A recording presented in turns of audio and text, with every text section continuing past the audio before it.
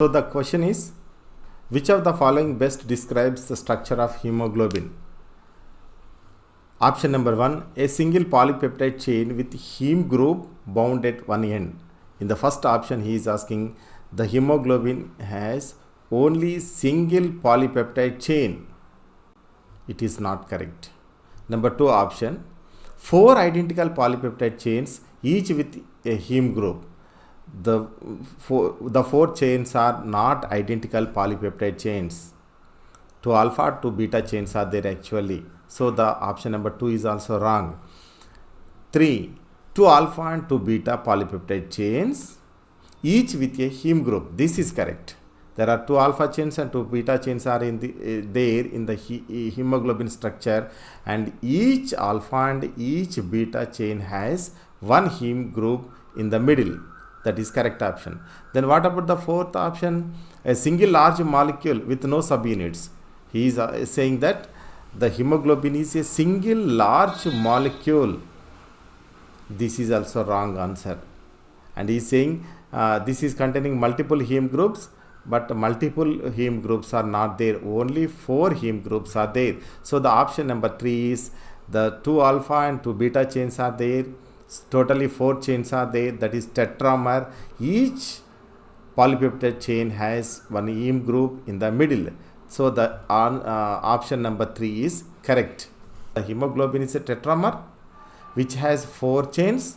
In those 4 chains, 2 alpha chains and 2 beta chains. All the chains are not identical chains. 2 alpha chains are identical, 2 beta chains are identical.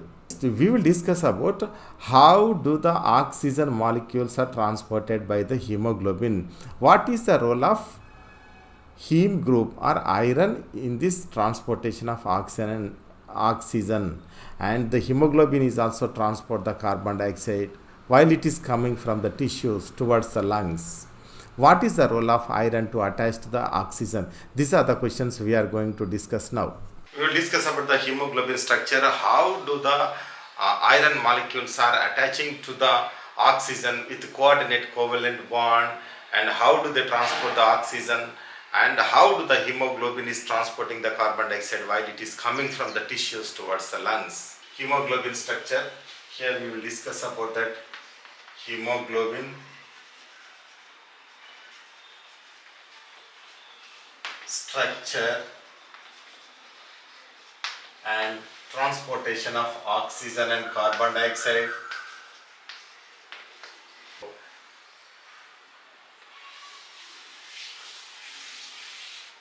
This is beta 1 chain,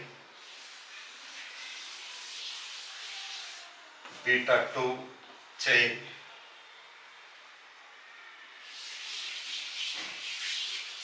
alpha 1 chain, and another chain is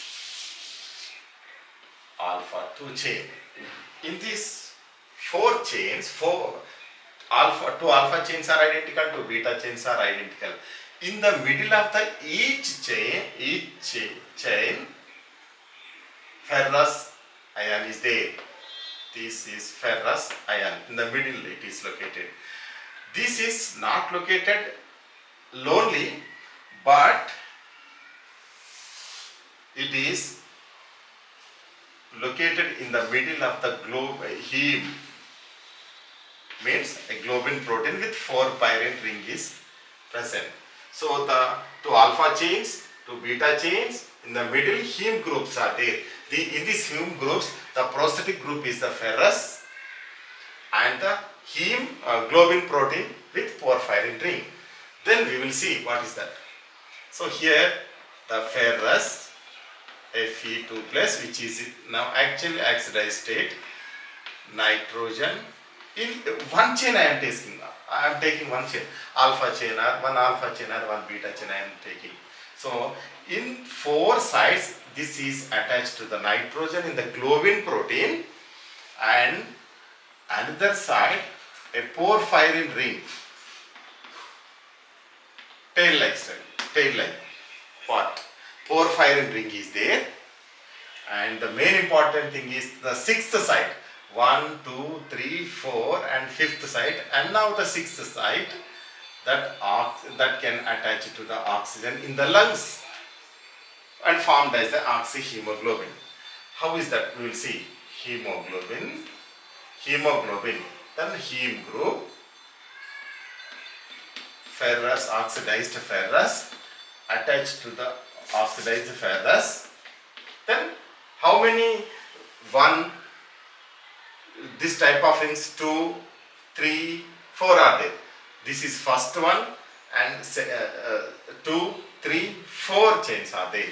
So the ferrous is taking as the 4 plus 4 O2, 4 oxygen molecules, because one ferrous is attached to one oxygen molecule, means 4 chains attached to the 4 oxygen molecules and form hemoglobin, ferrous, covalently bonded with oxygen. So this is called oxyhemoglobin. This is formed in the lungs. During the inhalation, we take the air into our lungs. Then the hemoglobin present in the blood capillaries of alveoli can take the oxygen. The oxygen is exactly attached to the ferrous region in the 6th position. Okay. Now what is happening next? This hemoglobin can transport this oxygen to the tissues. Of course, the oxygen enter into the cells that can participate in the cellular respiration. As a final electron acceptor, it can accept the electrons and formed as a water molecule. Means the electron transport chain is actually running by the oxygen. That's why the organisms are taking oxygen. So this is oxyhemoglobin with 4 oxygen molecules. This is called as a deoxyhemoglobin. Why is it calling as a deoxyhemoglobin?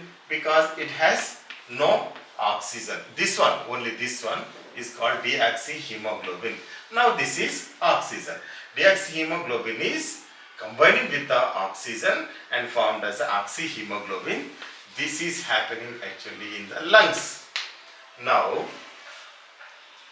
when it goes to the tissues, in the tissues, the reaction is reverse actually. Hemoglobin, ferrous, coordinately covalent bond with the iron and the oxygen can be divided into hemoglobin with the reaction is exactly reverse and remove the dissociate the oxygen. Now this oxygen enters into the cells for the cellular respiration. Here actually what is happening in the tissues and what is happening at the lungs, we will discuss about them. Why the hemoglobin is disassociating oxygen, how the hemoglobin is accepting or bonding with the oxygen is our main discussion actually. Here in the tissues we will discuss. In the tissues, actually during the cellular respiration, the oxygen is used for the cellular respiration, for the electron transport chain to accept as the final electron acceptor to form the water molecule, means that is totally running the electron transport chain. During the Krebs cycle, the carbon dioxide is produced or carbon dioxide are released from the food materials during the substrate level of phosphorylation. Then from the cells or tissues, the carbon dioxide is released. This carbon dioxide concentration is very high, that enters into the red blood cells in the tissue. The carbon dioxide combining with the water molecule, water is and formed as carbonic acid.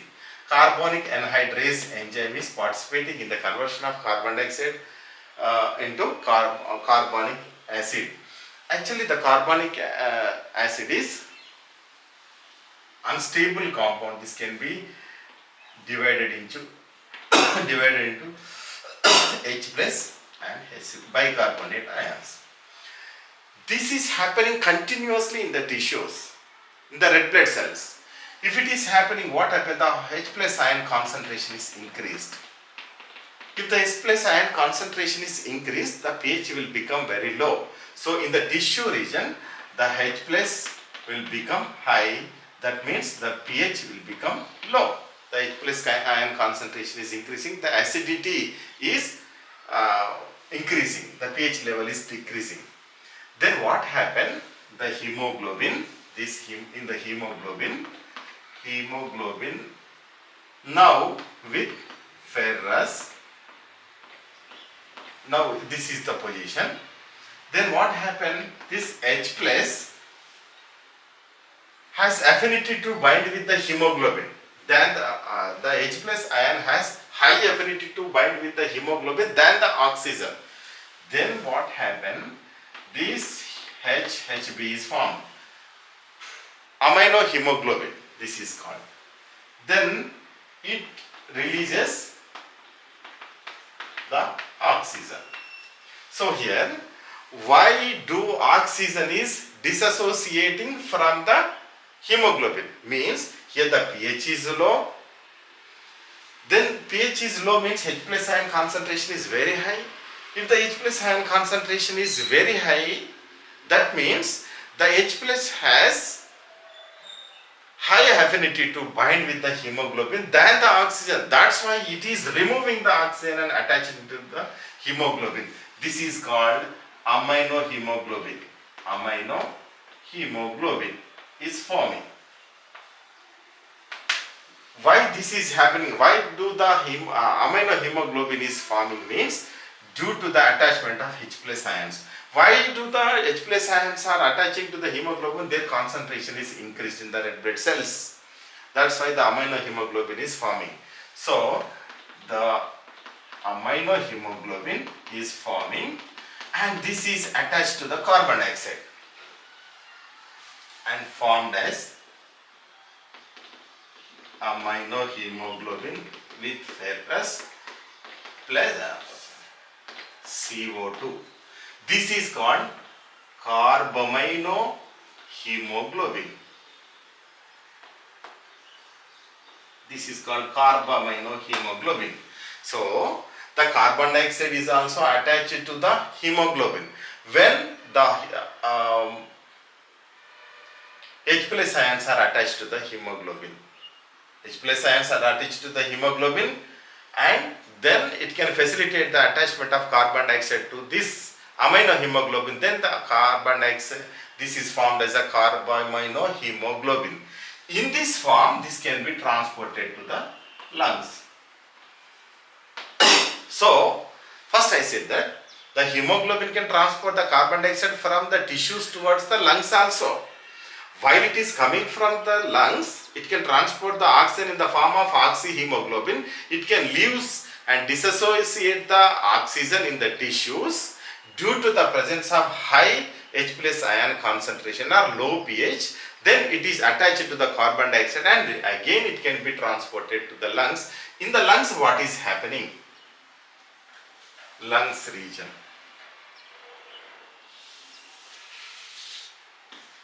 The reaction is completely reverse. Then here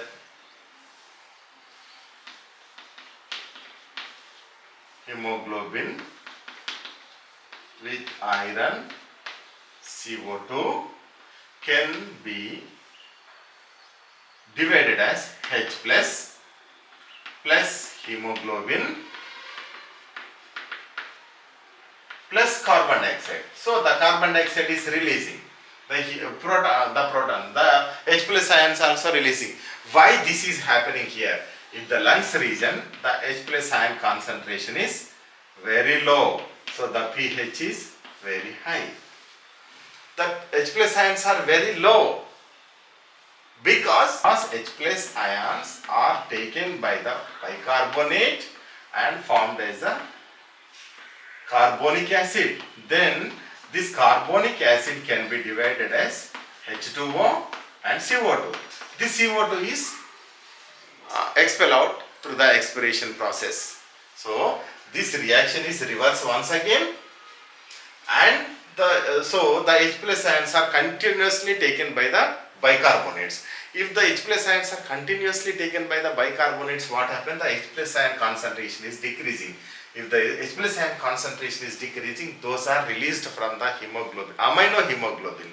That's why the amino hemoglobin is dividing and disassociating and formed as a H+ ions and hemoglobin. Then the carbon dioxide do not have any capability to attach with the hemoglobin, that is also released. Then the carbon dioxide is expelled out through the expiration process. Here once again, if you come here at the tissue level, the H+ ion concentration is increasing. Then you may ask one question is, why do the H+ ion concentration is increasing? Because the partial pressure of carbon dioxide is increasing, or the concentration of carbon dioxide is increasing. Then what is the relationship with the increasing of carbon dioxide and H+ ion concentration? Means if the carbon dioxide is increasing, that is diffused into the red blood cells, combining with the water, formed as the carbonic acid and dividing as the H+ ions and bicarbonates. H+ ions are continuously increasing due to the increasing of the concentration of carbon dioxide. So the carbon dioxide is increased, the H+ ion concentration is also increased. If the H+ ion concentration is increased, these H+ ions continuously attached with the hemoglobin and push the oxygen from the hemoglobin, relieve the oxygen from the hemoglobin. Then amino hemoglobin is formed. Amino hemoglobin is high affinity with combining with the carbon dioxide. That's why this is forming as the carbamino hemoglobin. In this format, that can be transported to the lungs. In the lungs region, what is happening? This carbamino hemoglobin is disassociating because the H+ ion concentration is decreasing.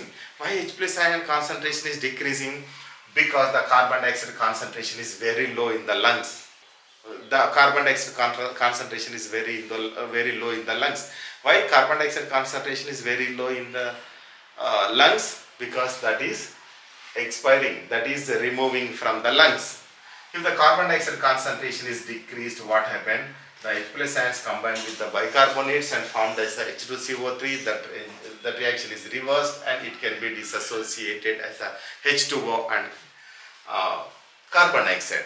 The H+ ions are taking. If the H+ ions are taken by the bicarbonate, then hemoglobin can remove the carbon dioxide. If the hemoglobin can remove the carbon dioxide, then only this one is present at that moment. If this one is free, what happens? This one is free, means this one. Then once again, the hemoglobin can bind with the oxygen molecules and formed as the oxyhemoglobin and transported to the tissues. In the tissues, this is happening and the carbon dioxide is transported toward the lungs. This cycle is running. This H+ ion concentration is increasing along with the increasing concentration of carbon dioxide is called the Bohr effect. In the respiration, we will discuss about them in detail. If you see these pictures, this one is oxyhemoglobin, this is the globin protein. Here the oxygen molecule is attached to the iron at the 6th position. 4 sides the nitrogen is attached.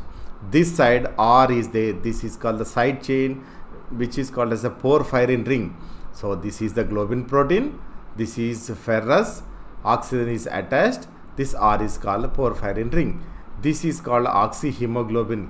When there is no oxygen, this is called the deoxyhemoglobin. Now this picture is carbamino hemoglobin. When the carbon dioxide is when the carbon dioxide is attached at the iron ferrous region, this is called the carbamino hemoglobin. Now this is called the carboxyhemoglobin, is carbon monoxide. When the carbon monoxide is attached to the ferrous region, that is called the carboxyhemoglobin. Do you know one thing? The carbon monoxide has very high affinity to bind with the ferrous ions than the oxygen and also than the carbon dioxide.